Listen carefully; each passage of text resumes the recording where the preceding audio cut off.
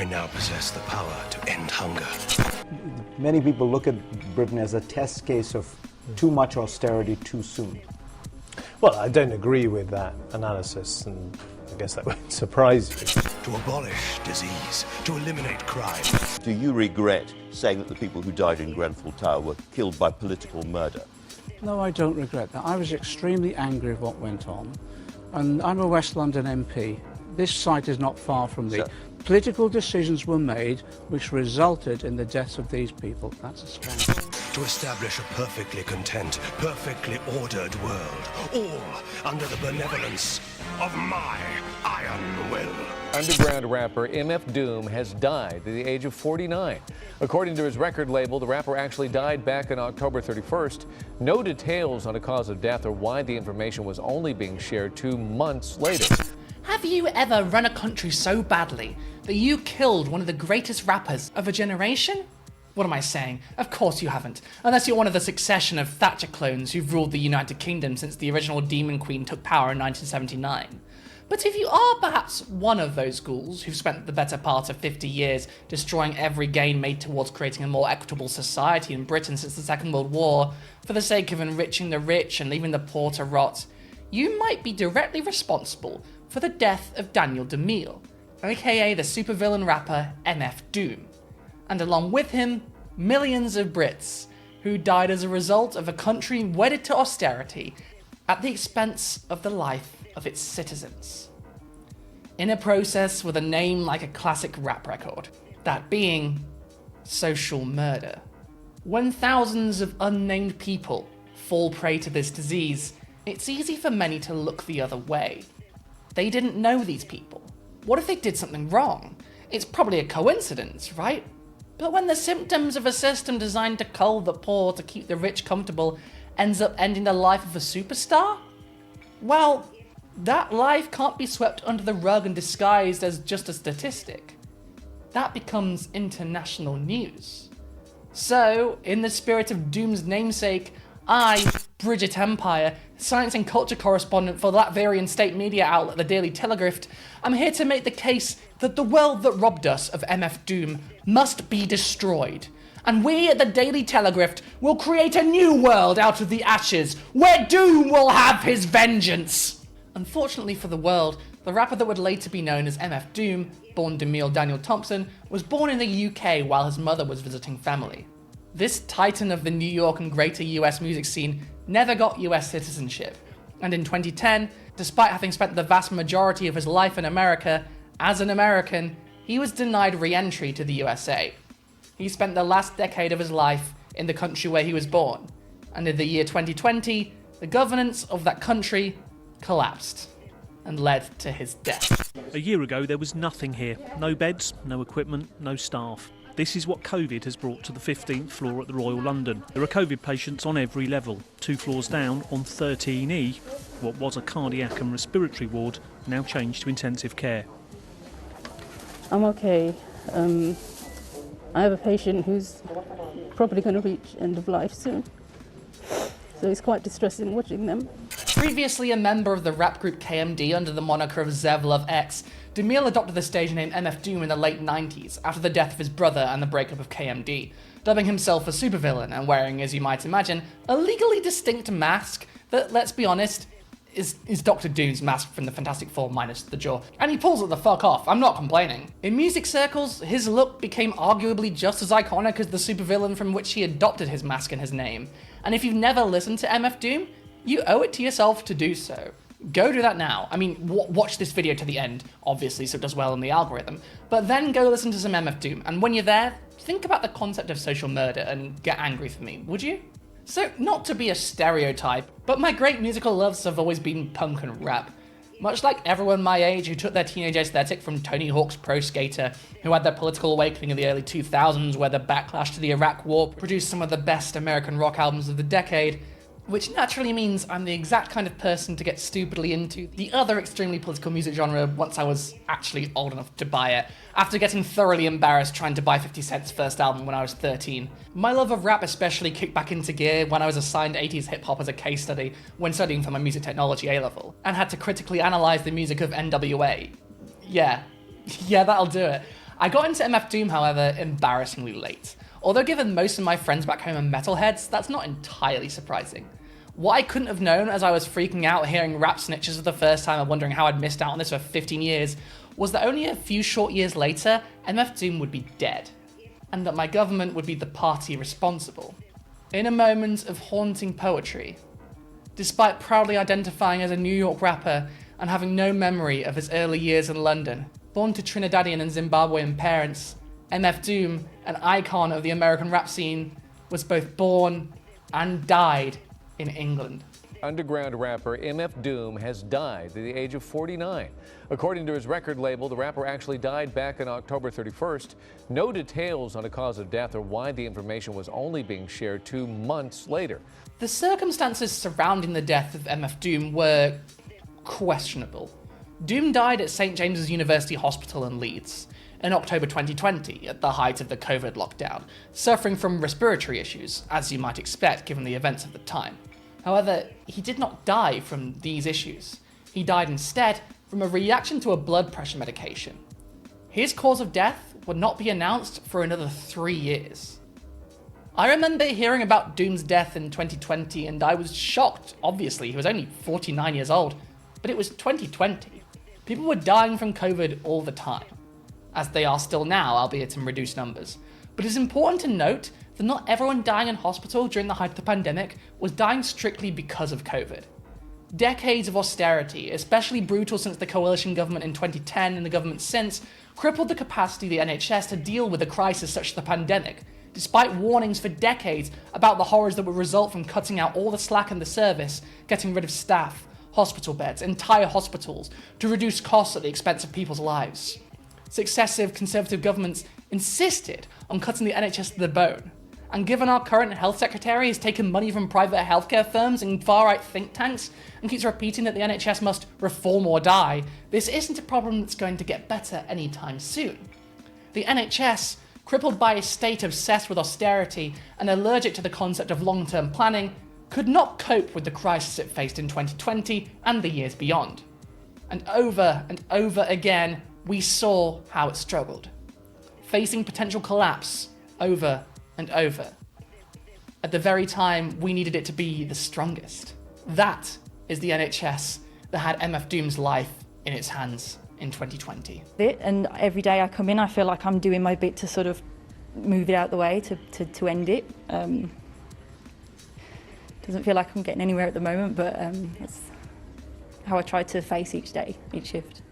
Now, 4 years later, I was watching a video by my friend and dungeon master, SK the Crusader, responding to a truly horrible video that another friend of mine, Rosenkreutz, off of Rosenkreutz, had sent to us both so that we could all together experience political literacy and become permanently less intelligent. While I do think I came out of the experience with slightly less faith in humanity than I had prior, SK in their video did happen to mention austerity and linked it to the death of MF Doom. And I was instantly transported as I watched that video, which I'll link below, back 4 years prior to when I first heard the news of MF Doom's death. I watched the video to the end, as you all should too, by the way, and then I fell into a research hole, in which I read, embarrassingly for myself for the first time, the words of MF Doom's wife, Jasmine DeMille, on the subject of his death, and the response of the chief medical examiner at the hospital where Doom died, admitting the hospital's culpability for the tragedy. December 2020. Jasmine DeMille. To DeMille, the greatest husband, father, teacher, student, business partner, lover, and friend I could ever ask for. Thank you for all the things you have shown, taught, and given to me, our children and our family. Thank you for teaching me how to forgive beings and give another chance, not to be so quick to judge and write off. Thank you for showing how not to be afraid to love, and to be the best person I could ever be. My world will never be the same without you. This was Jasmine DeMille's public statement on her husband's passing. Privately, however, she had questions. Questions that would soon be answered with news that should make anyone who cares at all about the state of healthcare in the UK, never mind fans of MF Doom, or indeed the wife of MF Doom, furious. After a rare reaction to a prescription medication, which made his tongue and throat swell, in addition to the breathing problems which got him hospitalised in the first place, the rapper known by the stage name MF Doom fell victim to the same shortage and overwork of staff shortage of beds, and underfunding of hospitals that have failed many before him, especially during the pandemic. In the inquest that followed at Wakefield's coroner's court, his wife Jasmine told of the conditions he was kept in, according to local paper Leeds Live. Mrs. Thompson said her husband had phoned her in distress from the hospital, as his swelling was getting worse and he was having trouble breathing. She claimed he had been placed in a room containing an old metal desk and books, saying the room appeared to be a hospital room a very long time ago, she told Wakefield Coroner's Court. She said, "I don't want to say it was an old storage room. It wasn't set up. Maybe it was a room a long time ago. It did have a bed in it." Mrs. Thompson was still on the phone to her distressed husband when she used a second phone to directly alert nurses who were on duty, she told the inquest hearing. Mrs. Thompson revealed that she couldn't visit her husband in hospital due to COVID pandemic restrictions. She said, "I was not able to see him until the 31st of October. That's when the respirator was turned off that was helping him breathe." The inquest heard that on October 21st, Daniel had complained that he couldn't breathe and tried to get off his hospital trolley before he collapsed and suffered respiratory arrest. The NHS was once upon a time prepared for this eventuality, and the equipment was there to help, in theory. In the end, MF Doom tried to alert the hospital staff to his deteriorating condition, but the buzzer to call them over was just out of reach. There had been a 2-hour delay in giving him the medication he needed for his swollen throat. Once upon a time, the NHS was staffed to meet the demands of its patients, to care about outcomes, to keep its patients safe and alive, what should be the bare minimum. But for a society that only cares about making profits for the rich and avoiding spending money for the public good, any number of staff, number of beds, anything above the bare minimum necessary to keep the NHS hanging on by a thread is an inefficiency. And inefficiencies must be cut. Government money is not for saving lives. It's for banks, for arms companies, for the Prime Minister's dinner suits, and for lining the pockets of those who need it the least. Unless you think I'm placing blame for an unfortunate accident in the hands of people who had no control over the situation, I point my finger where I do because of what we know from the inquest brought by Jasmine DeMille and the damning results of that inquest. The assistant coroner in the case, Janine Wolstenholme, offered her apologies to Jasmine DeMille, for whom, thanks to yet another quirk of austerity, was on a video call from the United States, the case having taken so long to get to court that she had left the country. Wolstenholme testified that the late rapper's care plan lacked sufficient detail to deal with his condition, and that doctors were given the false impression that Doom's condition was improving. They should have sought specialist input from an immunology expert. They didn't. And when Doom himself suggested to his doctors that his swelling was getting worse, they did not take the necessary action to address this. Even according to procedure, this should have resulted in a review of his condition. It did not.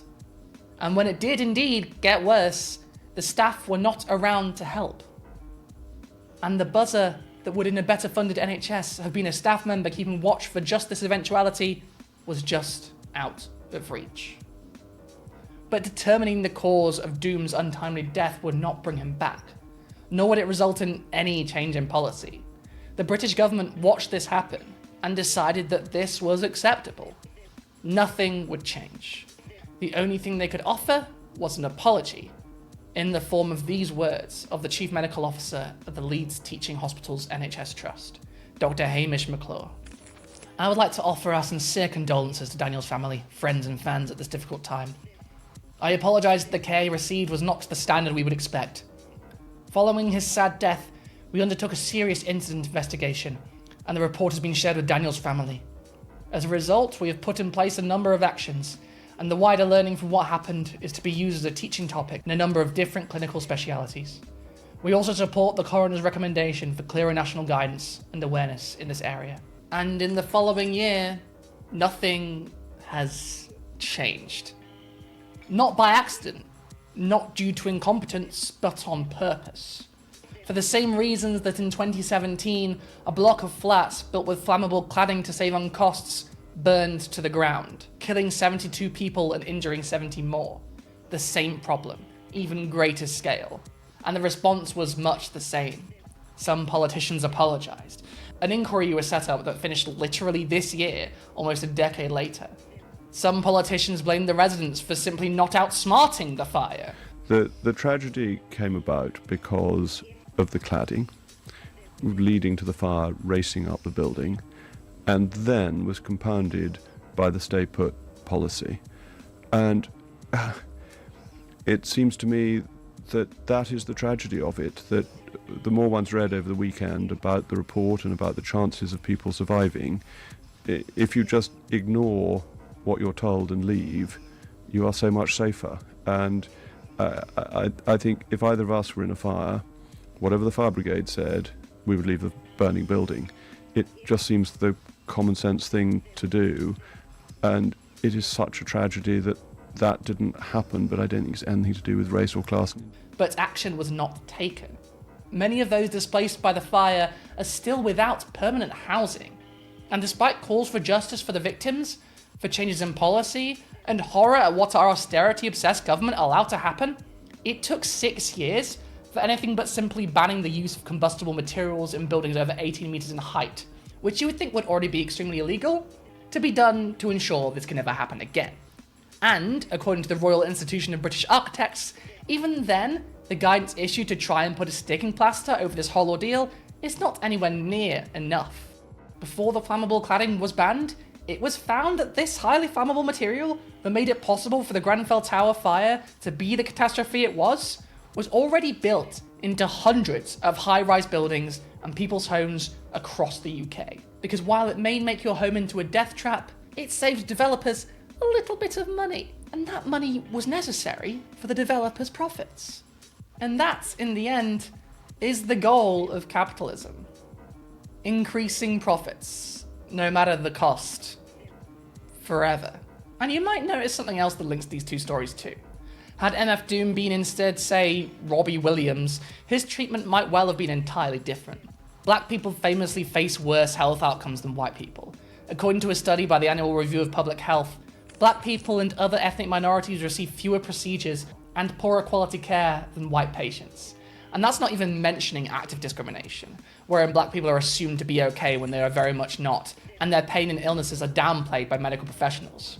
Similarly, Grenfell was a tower full of working class people, many from minority backgrounds, in a fairly gentrified part of London.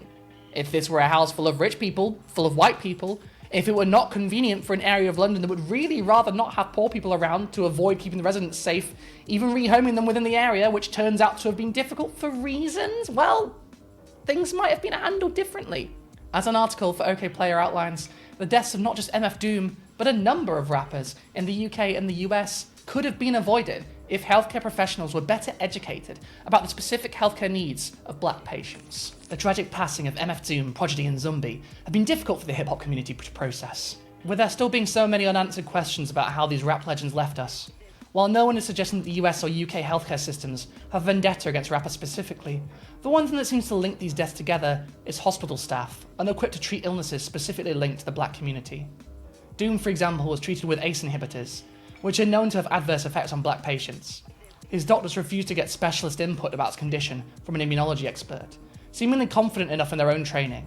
It's also an established fact that awareness of sickle cell is low among medical professionals, with one recent report finding nearly half its sufferers receive poor care in hospitals.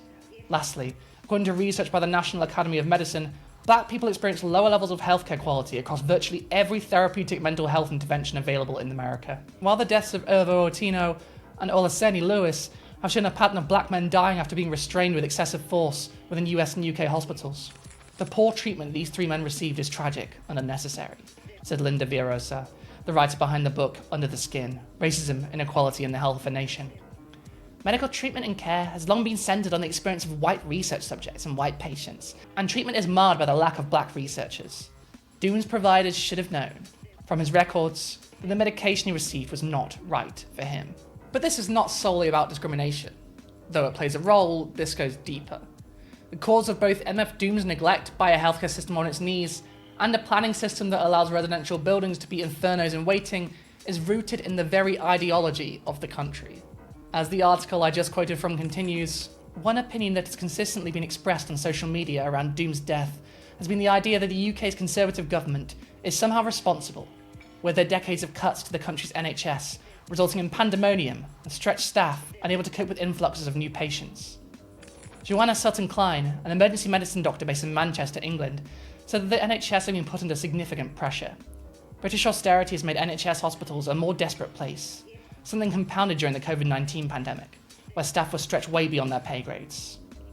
As well as a place of healing, the NHS can often be a place of neglect for patients, and this is primarily due to austerity, Sutton Klein said. There is just too much work and far too many targets for staff to process right now, which means patients are left in really undignified situations. She shared that when she goes to her day job in accident and emergency, there's often patients slumped on the floor in corridors waiting for treatment, and even old ladies stuck in steel chairs for significant amounts of time. I have treated patients in cupboards and corridors, Sutton Klein said. At the moment, I feel scared about any of my family or friends going to UK A&E, as I have no confidence they will receive the medical care they need or will be treated with dignity.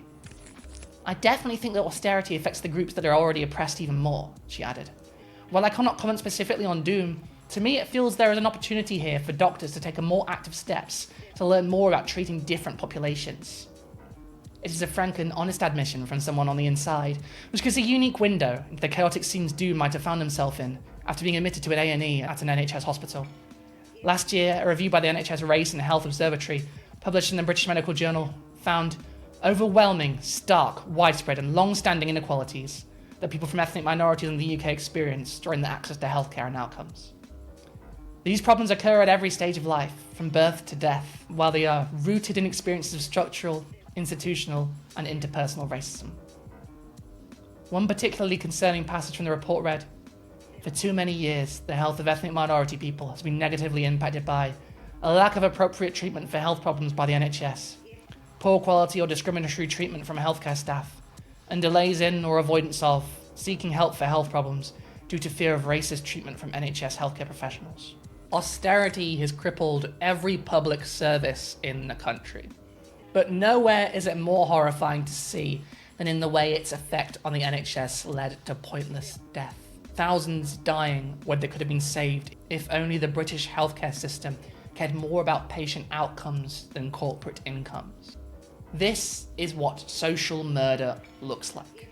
The mass death of the marginalised and lower classes, by way of political, social and economic oppression. In other words, death by policy. Do you regret saying that the people who died in Grenfell Tower were killed by political murder? No, I don't regret that. I was extremely angry at what went on, and I'm a West London MP. This site is not far from me. So, political decisions were made which resulted in the deaths of these people. That's a scandal. But murder means a specific thing. Murder means a volition to actually kill another human being, intentional killing. There's a long history in this country of the concept of social murder, where decisions are made with no regard to the consequences of that, and as a result of that, people have suffered. That's what's happened here, and I'm angry about it. You regard it as murder? I believe social murder has occurred in this instance, and I believe that people should be held accountable. And so who are the murderers? I think there's been a consequence of political decisions over years that have not addressed the housing crisis that we've had, that have cut back on local government, so proper inspections have not made, cut back 11,000 firefighters, jobs been cut as well, even the investment in aerial ladders and things like that in our country. Stop me if you've heard this one before, because I talked about it way back when my subscriber count was still in triple digits.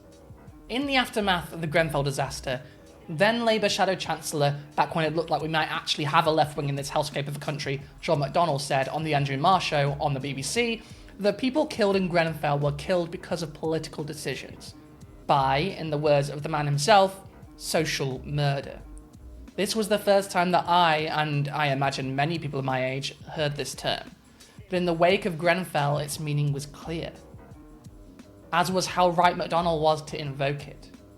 Frankly, if more people had listened instead of crying, screaming and throwing up at the fact that we had people quoting Marxists on British television, we might have gotten a lot closer to actually solving the problems that led to these disasters in the first place. My despair for this nation aside, however, the term social murder was coined by Karl Marx's totally heterosexual life partner Friedrich Engels in 1845 to describe the conditions of the working class in England, and refers to the unnatural death that occurs due to social, political, or economic oppression. Engels argued that the conditions created by the ruling classes in England were intentionally placing the lower classes in precarious and ultimately deadly conditions, as an explicit campaign of class war on the poor by the rich. Social murder as a term can refer to both the resulting conditions of capitalist exploitation and as a direct result of public policy. In other words, social murder is already the norm in our current system. It's part of the background noise of our unequal society. But it can also be a deliberate choice, and certain political choices make it obvious for all to see that some politicians literally just don't care if people live or die. Unfortunately for us all, it still applies over 150 years later. In fact, social murder underlies the conservative economic model we currently live in just as prominently as it did before we even had a word for it. In fact, even the protections we once put in place to lessen its effects, such as the welfare state in many Western countries, have been attacked, undermined, and in some cases stripped away entirely in the wake of the neoliberal era headed by Thatcher, Reagan, and others of their ilk. As a paper by Robert Chernomas and Ian Hudson for the Centre of Crime and Justice Studies puts it, in the early days of capitalism, both economic theory and government policy were dominated by conservative ideas. The results were catastrophic. Edwin Chadwick, Commissioner of the Board of Health of Great Britain from 1848 to 1854, declared the poorer classes in the western part of London were exposed to steady, unceasing, and sure causes of disease and death peculiar to them. The result is the same as if 20 or 30,000 of these people were annually taken out of their wretched dwellings and put to death. This is the context of Friedrich Engels' use of the term social murder in the condition of the working class in England, in which he blamed the diabolical living conditions of the workers in the great towns on the economic system. When society places hundreds of proletarians in such a position that they inevitably meet a too early and an unnatural death, one which is quite as much a death by violence as that by the sword or bullet, when it deprives thousands of the necessities of life, places them under conditions in which they cannot live, forces them, through the strong arm of the law, to remain in such conditions until that death ensues, which is the inevitable consequence, knows that these thousands of victims must perish, and yet permits these conditions to remain, its deed is murder. The people subject to these horrific conditions did not sit passively by and accept their fate. The next 100 years or so constituted a running battle to create institutions, either using the state, which passed protective legislation, or outside the state, by creating things like unions, to alleviate the more debilitating conditions of capitalism. In doing this, they had to battle conservative theorists and the business class, who claimed at every turn that any of these profit-compromising institutions would destroy the economy. Progress was gradually made, despite often fierce resistance. The work week was eventually shortened, child labour outlawed, safety and health regulations instituted, and state assistance to the destitute increased. The major gains, however, only came with a combination of the social disaster of the Great Depression, which galvanised the population to insist on state supports, and the full employment of the Second World War, which put the working class in a position sufficiently powerful to force their demands despite the resistance of business. Since around 1980, this trend has been reversed. The protective institutions of society have been whittled away. As in the early 19th century, this involves empowering the business class at the expense of the rest of society. This is the political reality in which Grenfell was allowed to be built ready to burn, and how the 72 dead still have not received proper justice. This is the political reality in which the NHS almost collapsed in a pandemic experts have been warning was possible for decades, and deprived of money, staff, and any slack in the system, took the life of thousands that could have been saved if any money had been allowed to go into saving people's lives, instead of the royal family, to war in the Middle East, and to the profits of the 1%. This is the political reality that led to MF Doom, one of the greatest rappers of his generation, dying in a hospital bed in a makeshift ward, reaching for a button in a completely avoidable tragedy, instead of receiving the care he so desperately needed and deserved. And not just because he's MF Doom, but because he's a human being. We all deserve to have housing. We don't have to worry about catching fire at the slightest ember. We all deserve to receive the same level of healthcare as any billionaire, to be nursed back to health, to be looked after, to have our fellow human beings lift us up and get us back on our feet. We deserve to live. Much more than any excuse you can make for needing budget cuts in a state that prints its own currency and therefore can literally never go bankrupt. MF Doom deserved to live. And the people that killed him, they're still running the country. They're demanding the NHS reform or die. They're lauding the benefits of having private healthcare swoop in and save us from the horror of not having to pay thousands of pounds for the luxury of not dying. They're on TV making baffling arguments that the NHS needs to be abolished to save lives somehow. Don't believe them. They're not there to help you.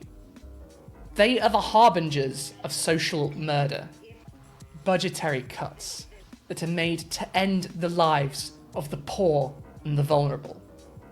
And if we want justice for MF Doom, we need to end, truly end, the system that demands we prioritize corporate profits over the lives of our fellow human beings. And if that means society sees us as villains, well, then better to be a villain than a social murderer.